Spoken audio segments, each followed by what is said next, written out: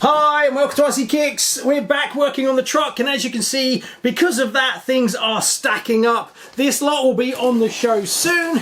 So yes, need to push on and get this one finished. Now off camera, I have been painting up for days, and this is pretty much all done now.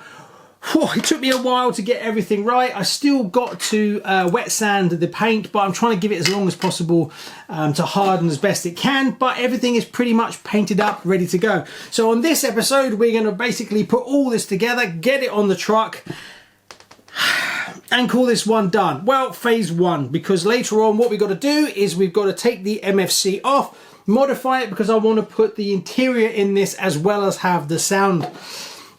Now the way you can do that on this truck, there's a few options.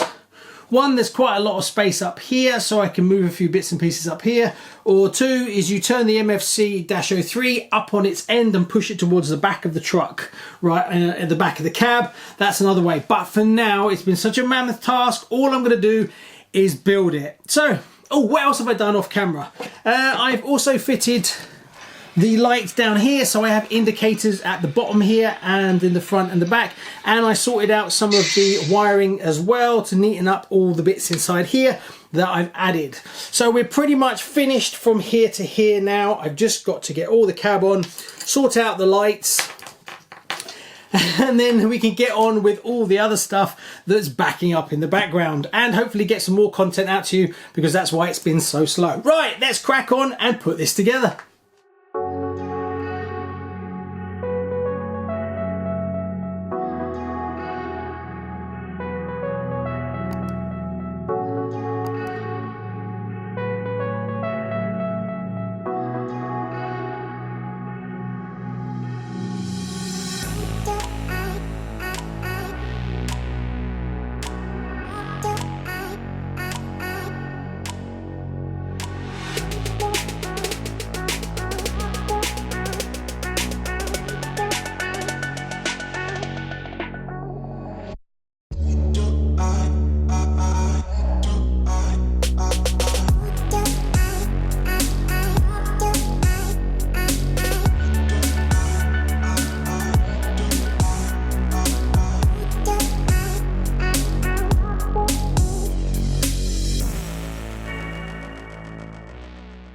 After a good 4 or 5 hours, we're back again, and I've just screwed it on and it starts to look like a truck, which is fantastic. There's a few things I want to do different on this one. I don't like all the tons and tons of lights. I want to keep it kind of reasonably simple, so I'm not putting the lights across the top, but I may put the lights on the bottom. I don't know, we'll see.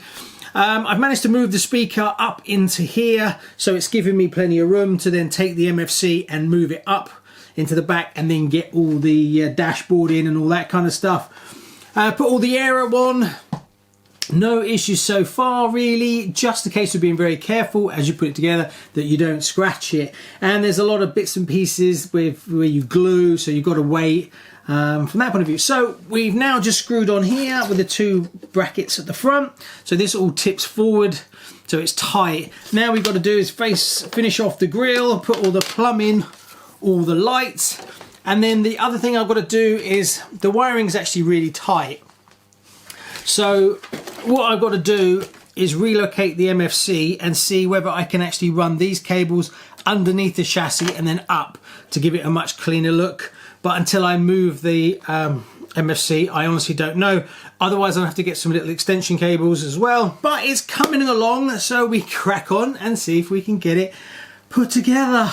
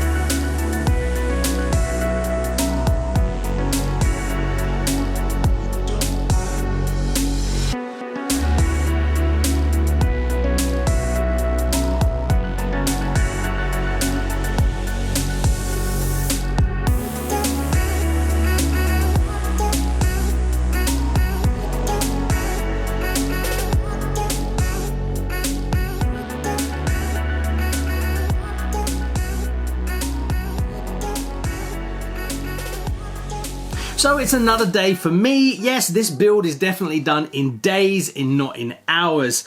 And I finally have something that resembles a truck, and I am super chuffed. Being that it's my first experience with this, I've learned a lot as I go along, and I'll come on to mistakes I made and how I used up a lot more time than I needed to, but I'll put that at the end of the video when we do a roundup for anybody who's thinking about doing one of these.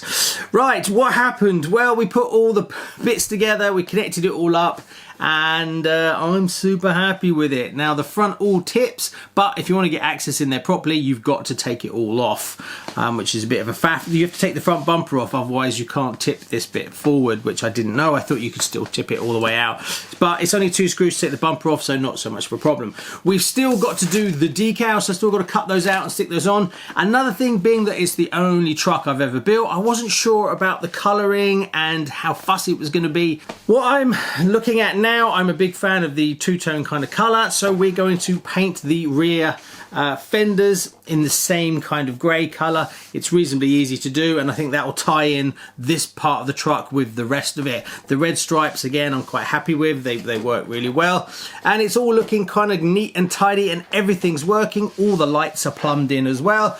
I used up all the lights. I've got fog lights, main beams, indicators, side lights, and then I've got little tiny lights up here. They all seem to work.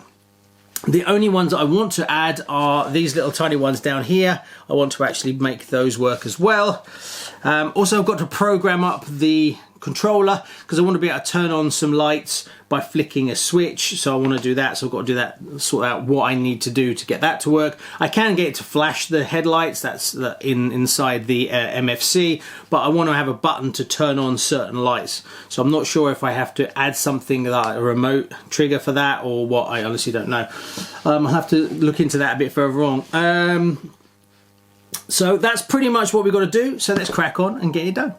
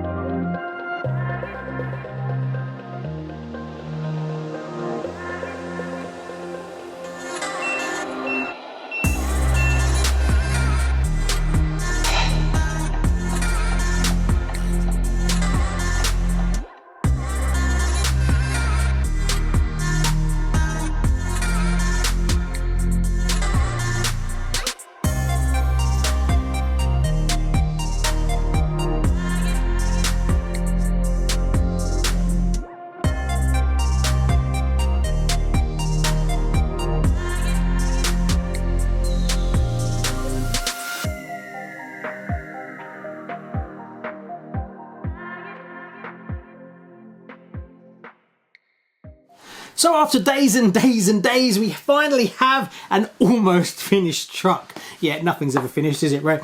I'm going to do the interior on the next video, but this, I'm going to call it pretty much built as per what Tamiya said, because they basically say you can't put the interior in if you've got the MFC, but we know that we can modify it to make it work. But it's going to take me quite a bit of work, which will be on the next episode, how to modify it. I'm going to have to extend some of the cables, I think, and really think smart about how I can use the space in there. Now, I've got some tips for anybody thinking about doing this for the first time, and they're probably not what you think. The first one is the painting. One thing that really burned up a lot of my time is there's so many parts that it's basically a model really, that what you've got to do is you've got to work out what's going to be what colour, separate them into piles and paint them as a group. What I did was I painted up the main ones, but then realised this bit I wanted in red, these bits had to be in red, these bits. And when you're painting up this kind of thing, you've got your primer, then you've got your coats of red, and then you've got clear. So the process takes quite a long time. So what you want to do is make sure you get everything together. You want to do one colour and then paint it all. Then get all the others and do the blacks, and then do the greys or whatever colour you're working with. It would save you so much time. What I did the main ones, and then I realised, oh, I've got to do this red. So then I would go back and do the whole process again. And that ate up a lot of time. So it's definitely worth sitting down, sorting out all your parts into the colours you're going to paint them. Do that first. That's what I would do down the line. Also, it kind of means you've got to decide what you're going to do before you do it. And being that I'd never done a truck before, I wasn't so sure how I was going to balance the colours out and things like that. So there was a lot of learning as I go. So that's something you probably want to think about before you build it. Where I didn't, I kind of went, oh, well, I'm going to do it this colour, and kind of winged it. The next one, the wiring. I burned up lots of time doing wiring, because if you do something wrong, you've got to go back and fix it, and that takes a lot of time, especially if you're trying to keep all your wires neat and tidy. You've got to unravel them, do them back up again. And I've made a few mistakes like that, so you ended up doing things 2, 3, 4 times. There, like this side bit over here, I did like 4 times in the end, or 5 times even, taking it off, changing it, putting it back, realizing something else was wrong. A big mistake that I made was I thought the cab cams further back than that, so I ran all the wiring and they came up here. So then I had to disconnect everything and rewire them all the way around, which again took me a good 3-4 hours that I basically did all over again. So that was a problem for me. So the wiring is a big part of that. I guess that's more to do with experience. But there's no real tip I can give you, because you're going to make your own mistakes when it comes to wiring for the first time. But just be mindful to check everything before you go neating up all the cables and stuff, because yeah, you got to undo them, change them, but that's part of it, I suppose, as learning. Mistakes that I made on this one, there weren't too many. The first one was super glue. Super glue and paint do not mix. If you get super glue on paint, it reacts with the paint and destroys it. Now, I put these little handles on here, which are basically, when the driver grabs hold of the front, you pull it forward when the whole cab goes forward. I stuck them on, and I used a little bit too much super glue, and it's kind of made the paint go a bit funny. Now I can go and touch these in with some black paint and a paintbrush, so I'm not too much of a problem. But what I mean is, just be careful. There's a lot of things that need super glue. So when you're super gluing it up, be careful, because if you get it on your fingers and you're doing something and you get it on your finger and then you touch it, you could end up having to repaint the whole thing. So be very mindful. Super glue is terrible, and it sticks to everything because it's glue. But when you put it together, the last thing you want is a fingerprint of super glue right in the middle, because you won't get it off, and you basically got to take that off and repaint it from scratch. Servos. Now, if you're fitting the MFC like I did, they can't, because it's quite an old design, it can't take big servos, big kg servos. So I fitted the servos in this, realized I'd overdone it and it was tripping out, so I had to take them all out again, which is a bit of it sounds quite easy, but when you've put all the wiring in, you've got to pull it all to pieces again, so that again burns more time. So just be mindful, you don't want to put massive kg servos in this. You might be able to get one for the steering, but the rest you don't need. Go much lighter. The reverse lights, again, this is down to wiring. I made a mistake and I put in the wrong LED. But of course, when you've wired it all in, changing that's a nightmare. So what I did this time is I cut it off and soldered it. It was just easier. But at the same time, being that I was going to paint these, I actually run a separate, so I've got 2 reverse lights, both in white. So it was a bit of an upgrade as well, but fixing my main problem. So just be very careful, you check all your lights before you go neating up all your cables, because you can spend ages fixing that mistake, speaking from experience. Another one, I fitted the stickers, and if you look closely here, I fitted the transfer on there, then I was polishing it and I pulled off the A and it crumpled over and was destroyed. So I think if I wasn't, my advice would be do all your T-cutting and all your polishing before you fit your stickers. Obviously I'm trying to get it done so that I can bring content to you, so stupidly I put them on when really I shouldn't. So I've got to source a new transfer for the name, because it's now Actros. But there we go. I think that's pretty much it, really. So thanks very much. Please like and subscribe, and if you'd like to see more trucks on the channel, comment below, tell me what you'd like to see. Bye bye.